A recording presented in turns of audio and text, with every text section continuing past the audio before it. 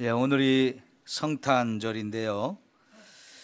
이따 끝나고 또 공동의회가 있고 해서 오늘은 설교를 좀 짧게 하려고 합니다. 여러분, 예수님의 이름이 세 가지가 있어요. 그 예수님의 이름을 살펴보게 되면 그 이름 속에 예수님이 근본이 무엇인지, 또 예수님의 사역과 신분이 무엇인지, 이런 것들이 그 이름 속에 들어 있거든요. 그래서 예수님이 세상에 왜 오셨는지도 알 수 있고, 무엇을 위해서 오셨는지 또 우리가 알 수 있어요.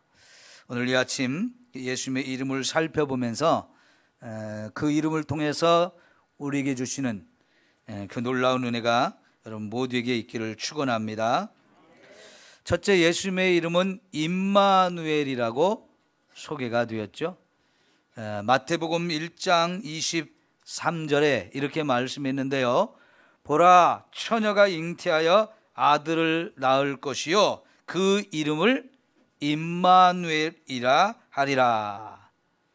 이는 번역한즉 하나님이 우리와 함께 계시리라 그랬어요. 이거는 마태복음에서 요셉에게 천사가 나타나서 내 아내가 될 사람 이 마리아가 아들을 낳게 될 것이다 그러면서 이름까지 미리 이렇게 가르쳐 주셨는데, 하나님이 우리와 함께 한다는 의미를 가진 임마누엘이라는 이름을 주어줬어요. 그러면 생각해 보십시오. 예수님이 이 세상에 오셨는데 예수님이 우리와 함께 한다고 말하지 않고 하나님이 우리와 함께 한다라고 표현하고 있어요. 왜 이렇게 말할까요? 그 얘기는 예수님이 곧 하나님이라는 뜻이죠. 그래서 예수님은 이 땅에 사람의 아들로 오시기는 했지만 그분이 이 땅에 오시기 전부터 하늘에서 하나님으로 계시던 분인데, 그분이 또 사람의 몸을 입고 이 땅에 오셨지만 여전히 하나님이라는 거예요. 그래서 예수님이 이 땅에 오신 것은 하나님이 우리와 함께 계신다는 확실한 증거가 되어지는 줄 믿습니다. 빌립보서 2장 6절에서 10절까지 이렇게 말하죠. 그는 근본 하나님의 본체시나 그랬죠. 하나님의 본체이시나 하나님과 동등됨을 취할 것으로 여기지 아니하시고 자기를 비워서 사람의 몸을 가졌다는 거예요.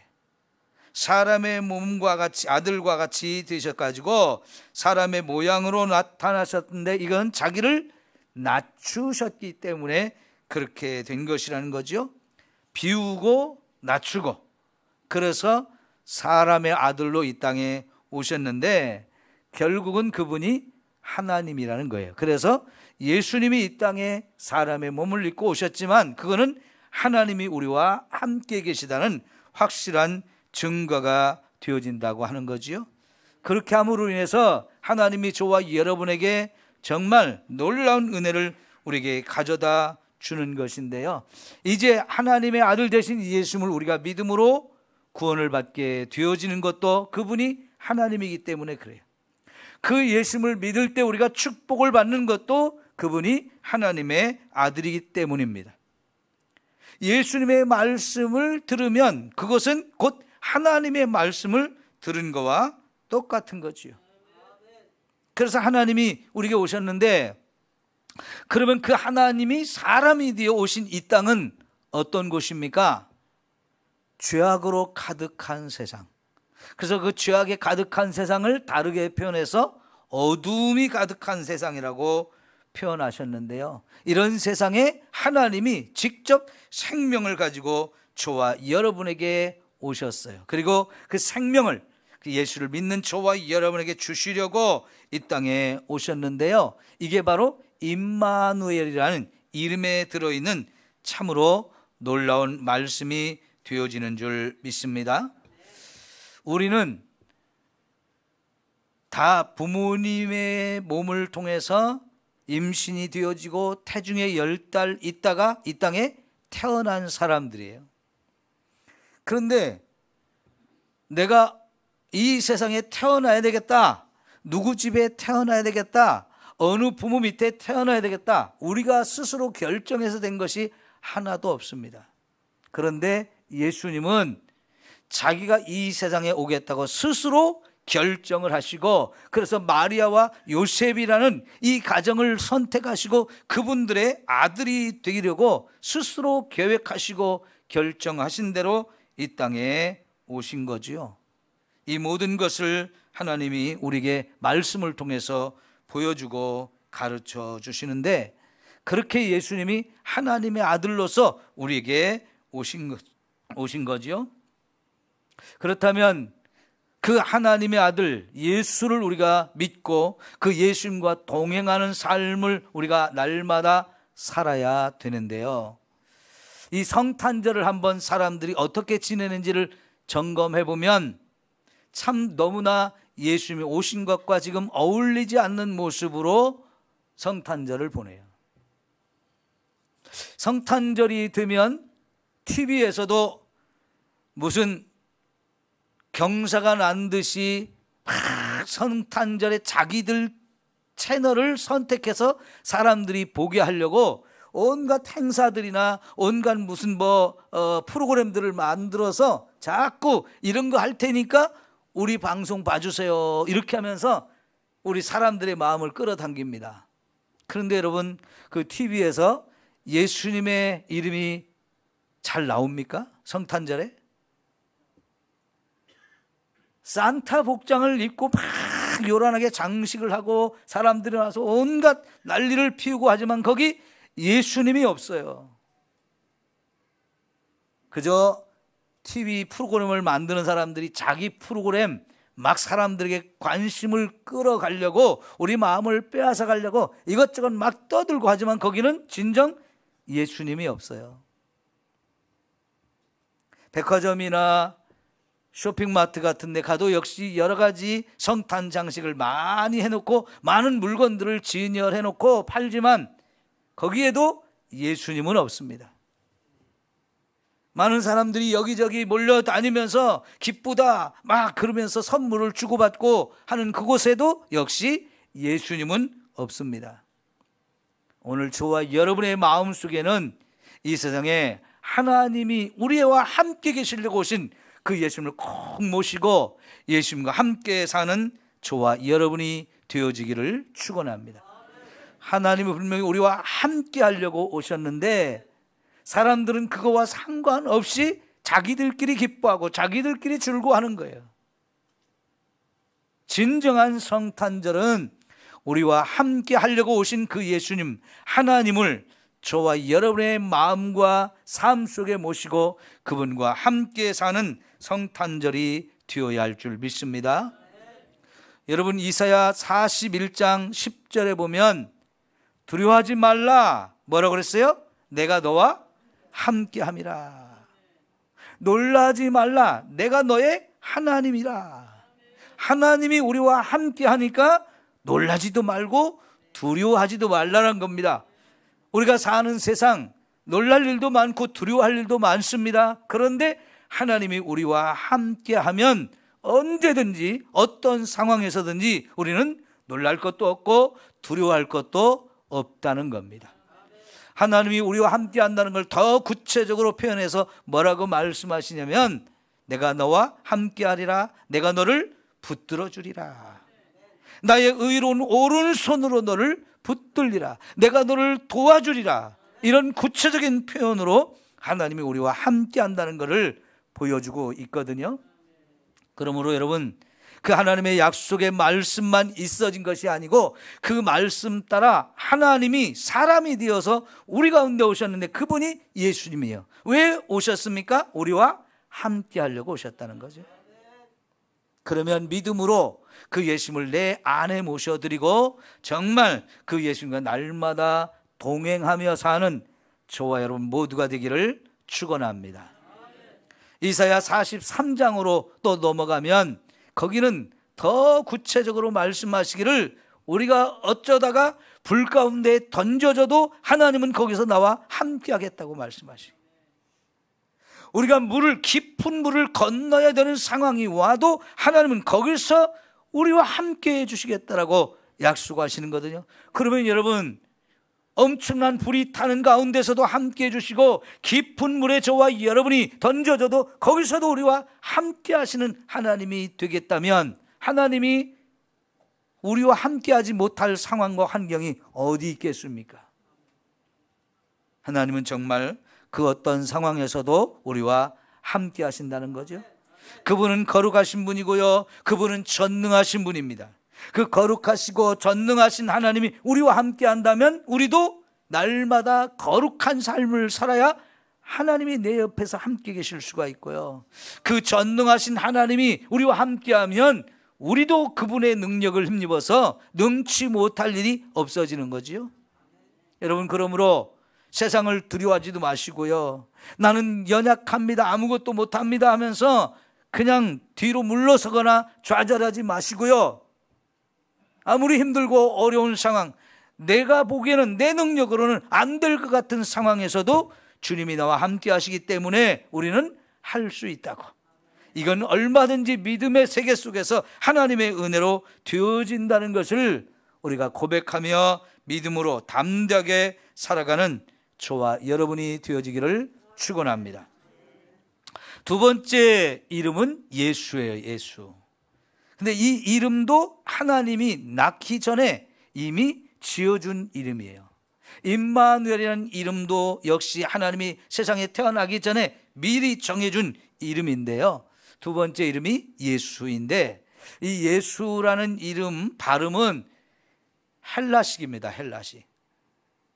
우리말로 번역을 할 때도 헬라어와 비슷한 이 예수로 번역했는데 헬라어로는 이예수 이렇게 되는데, 원래 히브리어 이름이 있거든요. 그거는 여호수아 혹은 호세아라는 이름인데요, 여호와라는 말과 샤라는 말이 두 개가 이렇게 합해져서 만들어진 이름인데, 그 이름의 의미는 그래서 하나님은 구원이시다, 그런 뜻이에요. 한번 따라할까요? 하나님은 구원이시다. 그게 여호수아 혹은 호세아로 불려지던 이름인데, 그 이름이 헬라식으로 바꾸어서 쓰게 되면 이예수가 되고, 우리말로 번역했을 때 그걸 예수라고 이렇게 번역을 했어요.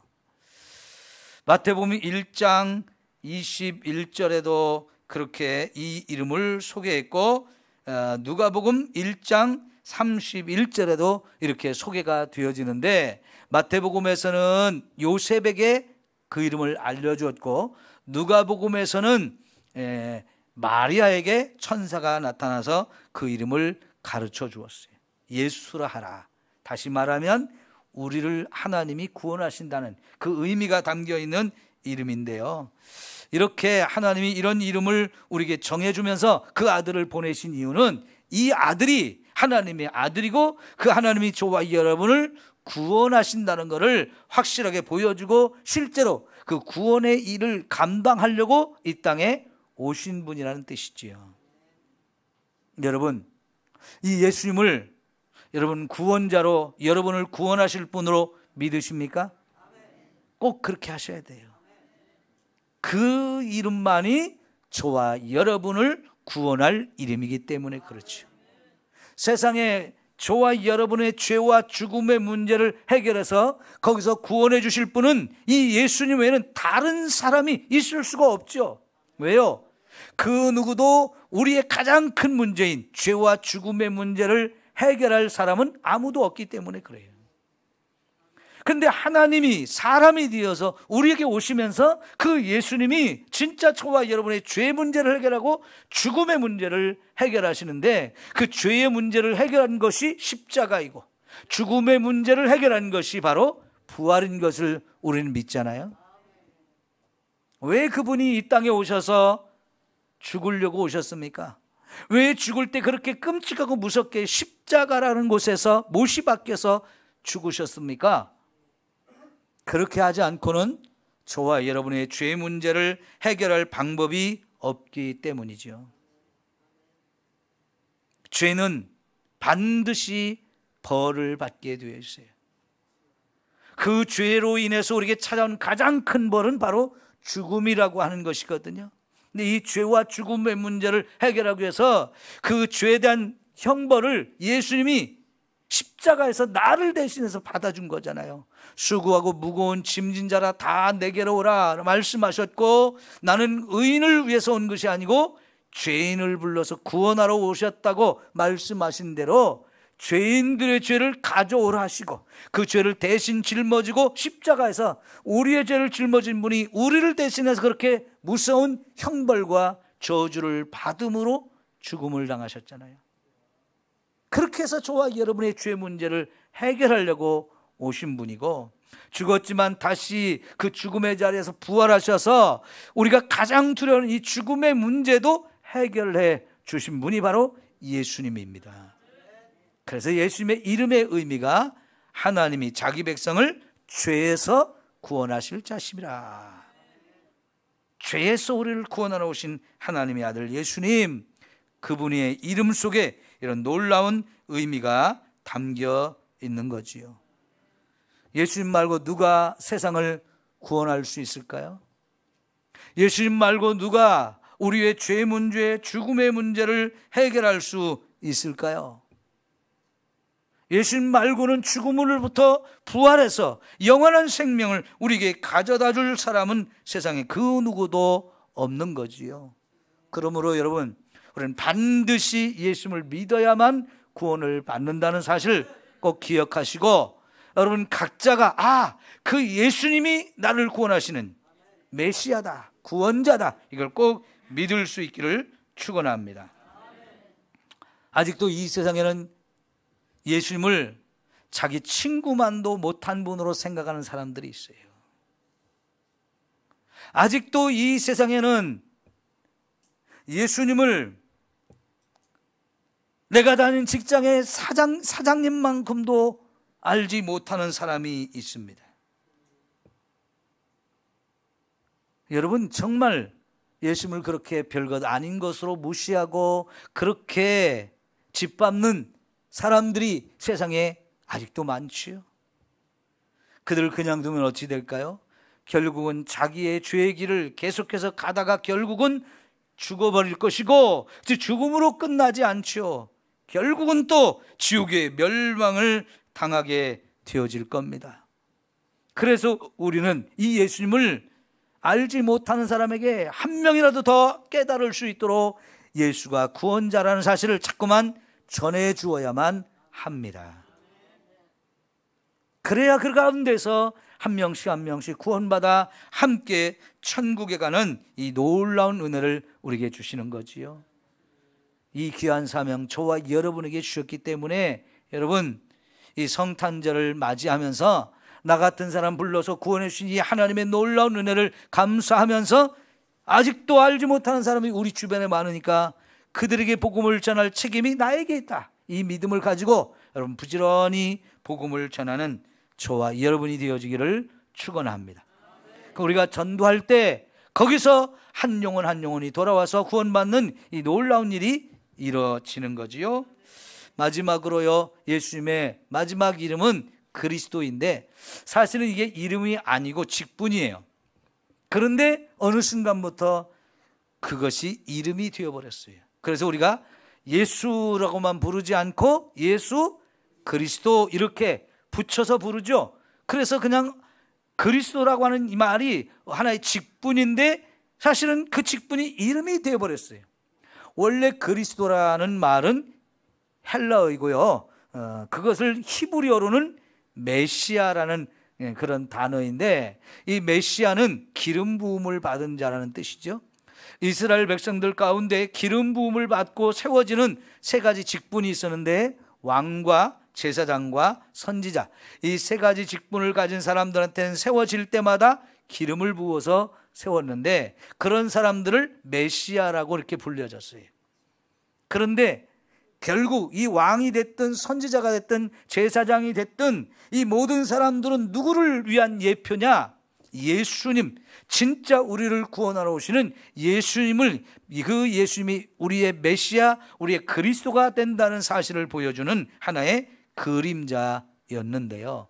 이제 예수님이 이 땅에 오셨을 때 하나님은 예수님이 메시아다, 예수님이 그리스도라라고 이렇게 우리에게 가르쳐 주거든요. 특별히 누가복음 2장에 보면 목자들에게 처음 천사들이 찾아가서 예수님이 태어난 소식을 전해주면서 이렇게 말합니다. 너희가 가서 아이를 볼 거다. 그가 바로 내가 세상을 구원하라고 보내신 그리스도라고 이렇게 소개하고 있어요. 그리고 이제 예수님이 태어난 지 8일 만에 성전에 할례를 받기 위해서 올라갔을 때 거기에서 있던 한 선지자, 나이 많이 먹은 시므온이라는 선지자가 있었는데요. 그 선지자에게 하나님이 또 가르쳐 준 것이 뭐냐면 내 눈으로 네가 죽기 전에 그리스도를 보게 될 것이다 라고 말씀을 하셨는데, 그때 8일 된 예수님을 보게 되므로 그리스도를 보게 되는 감격을 경험하게 하셨어요. 그래서 이 예수가 우리의 그리스도가 된다는 사실을 확실하게 가르쳐 주었죠. 근데 여러분, 마태복음 16장에 보면 제자들을 불러놓고 너희는 나를 누구라고 하느냐 이렇게 물었을 때 베드로가 뭐라고 그랬어요? 주는 그리스도시요 살아계신 하나님의 아들이십니다 라고 고백을 했고요. 예수님은 그 고백이 너무나 합당하고 너무나 옳은 말이었기 때문에 너무 감격해서 바요나 시모나 내가 복이 있도다 이렇게 말씀하셨는데 예수님을 그리스도라고 고백을 했어요. 그런데 여러분, 이 베드로에게 예수가 그리스도라고 가르쳐줬던 사람이 있는데 그가 누구냐면 그의 형제인 안드레요. 안드레. 요한복음 1장에 보면 안드레가 그의 형제가 예수님을 만나고 이분이 그리스도구나, 구약시대부터 하나님이 그토록 오랫동안 약속했던 그리스도가 바로 예수님이구나 하는 것을 딱 깨닫고 나서 제일 먼저 자기 형제 베드로에게 가서 고백합니다. 내가 오늘 그리스도를 만났다. 내가 만난 그 예수란 분이 그리스도가 확실하니까 너도 한번 가서 볼래? 하고 베드로를 데려왔거든요. 그때부터 이제 베드로가 예수님의 제자가 되었는데 예수님을 따라다니면서 보니까 예수님이 그리스도가 확실하다는 것을 그도 깨닫게 되었고요. 그래서 너희는 나를 누구라고 하느냐 물어볼 때 주는 그리스도이십니다 라고 바로 고백할 수 있는 이런 믿음의 은혜가 주어진 거예요. 우리를 구원하시러 오신 메시아, 기름 부음을 받고 우리를 구원하러 오신 메시아, 그분이 그리스도가 되시는 거지요. 여러분, 이제 예수님의 이름 3가지를 소개해 드렸는데요. 첫째는 임마누엘, 두 번째는 예수, 세 번째는 그리스도, 이렇게 소개를 해 드렸어요. 이 이름 속에 담겨 있는 의미들이 너무나 귀하고 아름다운 의미인데 예수님은 세상에 보냄을 받기 전부터 이 이름을 하나님이 지어주셨는데 왜 그럴까요? 이 이름에 담겨진 뜻대로 가서 이 일을 하라는 거예요. 그 속에, 그 이름 속에 예수님의 생애 전체가 들어있고요, 예수님이 이 땅에 감당해야 할 사명도 들어있어요. 그리고 예수님은 그 이름대로 살면서 모든 일을 이루셨어요. 그리고 이제 저와 여러분의 구원자가 되어주셨죠. 그분을 믿음으로 예수님의 이 놀라운 은혜를 우리가 힘있게 되어졌는데요. 여러분, 이 예수님의 이름 3가지 결코 잊어버리지 마시고 늘 기억하면서 예수님의 이름에 담겨진 의미대로 우리가 은혜와 복을 누리며 사는 저와 여러분 모두가 되어지기를 축원합니다. 기도합니다.